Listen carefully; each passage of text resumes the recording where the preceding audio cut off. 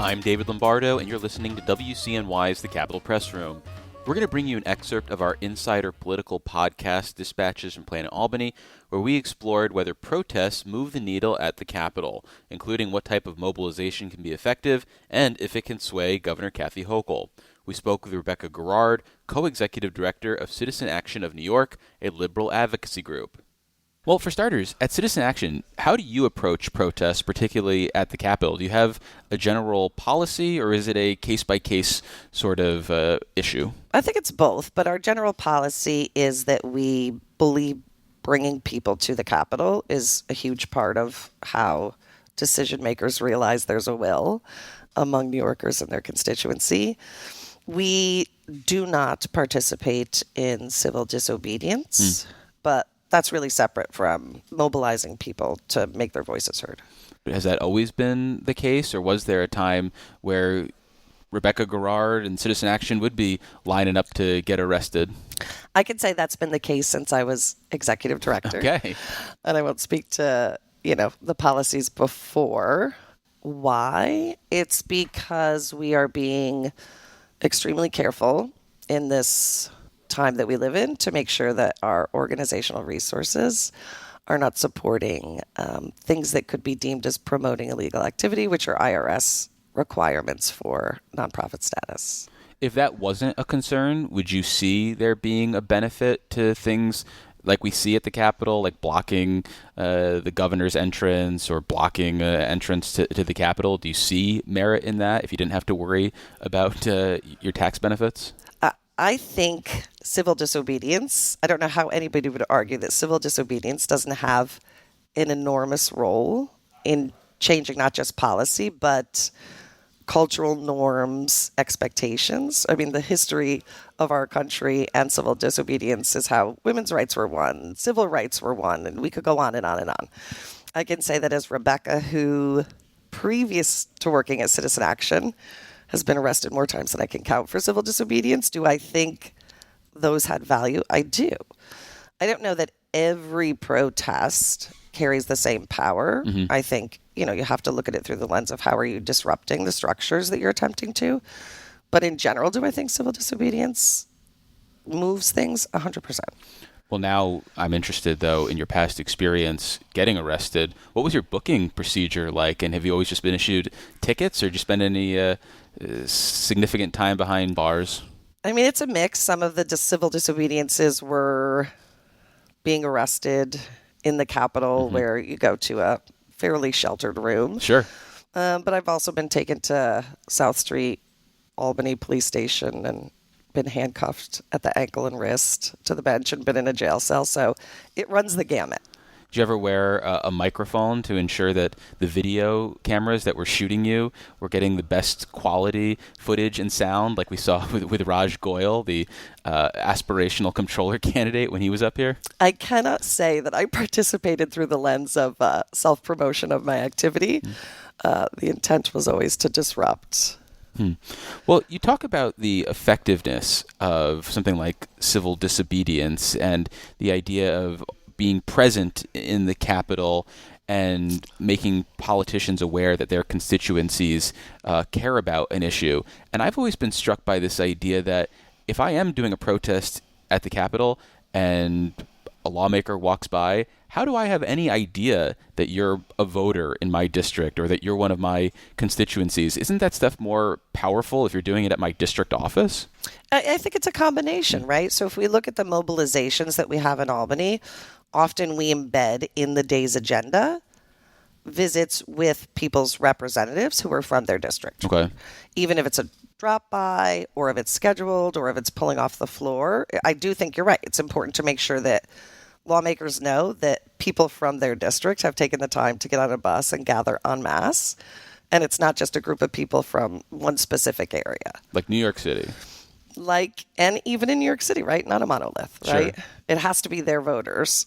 So if someone's just showing up here then with a big busload of people and then parking themselves somewhere in the Capitol without doing what you just described as making sure that members know who's here and why, then that might dilute the effectiveness, it sounds like? I mean, I think it depends on on the magnitude, right? I mean, I think back to 2019 when tenants took over the Capitol. I'm not sure, right? My memory is not sure. I don't think that day included individual lobby visits, but it's hard to deny, especially I think if you're in leadership positions, that when you have that magnitude of people basically filling the Capitol, there's a will that's being expressed through that I'm not sure a lobby visit or, a pulling off the floor is necessary to get your point across.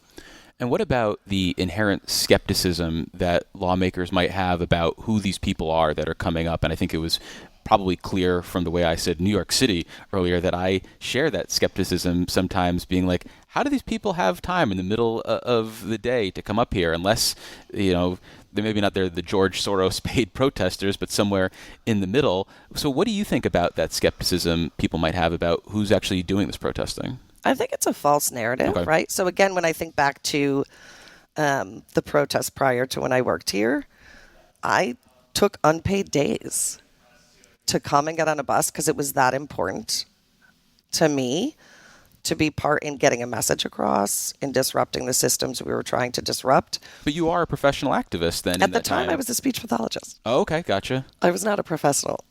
So, I think painting a broad brush on who people are and if their agendas are financially motivated and questioning people's moral imperative that they show up with is usually unfair. And what type of activity do you think is meaningful, or does it not matter as long as you have a big show of force?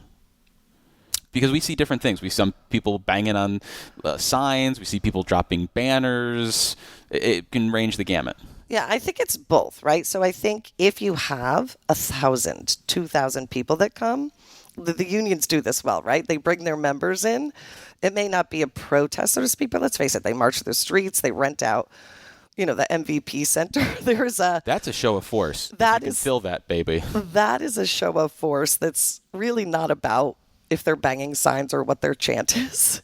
It is clear that, right, there's a will being expressed that is powerful. And if you don't have those larger numbers, I still think there's ways to shape the narrative and get a message. I don't think that always happens, right? If you have a small group of people who, are standing with signs, I'm not demeaning it. I think everybody should do everything they can to express, but I think there are ways to disrupt things that are happening that don't always require, right, the kind of numbers we're talking about from housing in 2019 or how the labor unions show up. And sometimes if you can't get that many people together for the reasons you kind of said before, right, it's hard for people to take a day off of work, childcare, you name it. What you're doing can make a difference. And in that vein, I remember with the Child Victims Act, there was at one point where proponents of it, I think, maybe it was the Reproductive Health Act. It was one of the two. They dressed up in the, I'm going to guess it was Reproductive Health Act based on what I'm about to say. They dressed up as handmaids from The Handmaid's Tale outside the Senate Republican Conference. And it wasn't like they had 1,000 people, but 10, 20, 30 people standing there with a candle just heads down was an effective visual. It's powerful. Yes. It's powerful, and it really hammers the message home. I think in general, and I could speak with my citizen action hat on now, right? We do want to try to do things that send a clear message and cause elected officials to pay attention when we're going, instead of maybe leaning on some of the more standard practices that had been utilized before. When does this end up having a negative backlash to it, though? And is that something that you feel is a real line that you have to worry about walking?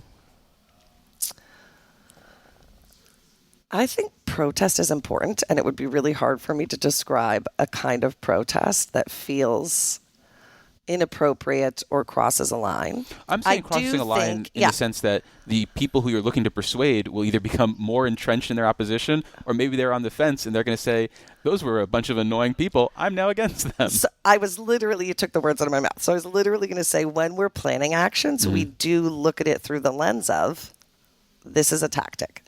And tactics are meant to move people towards your desired outcome. And so you do have to think about, is the tactic going to do that, or is it going to do what you just described, which is create a situation where they're less likely to support. And even worse, if it's somebody who wasn't supportive, are you going to create sympathy for that person from people who maybe were on your side or were on the fence? And we've seen that here in Albany with outgoing Assemblymember Stacey Pfeffer Amato making a big deal about leaving a bill because protesters felt like she wasn't pushing a bill hard enough.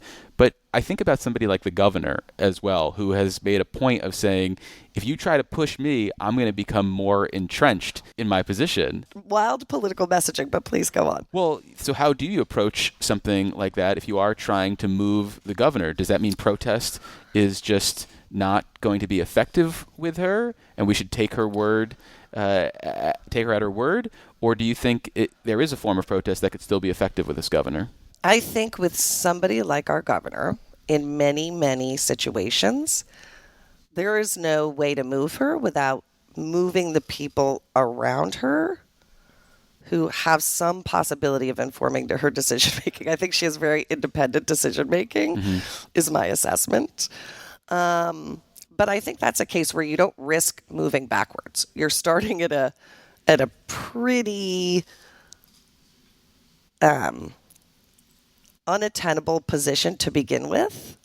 And so the risk of moving her backwards feels small, but the potential to shape a narrative and send a message to people who might be supporting her position far outweighs the idea that somehow she might be more entrenched in something she feels pretty already entrenched in. And that was an excerpt of our Dispatches from Planet Albany conversation with Rebecca Garrard, co-executive director of the liberal advocacy group Citizen Action of New York. For the entire conversation, check out Dispatches from Planet Albany wherever you get podcasts or at capitolpressroom.org.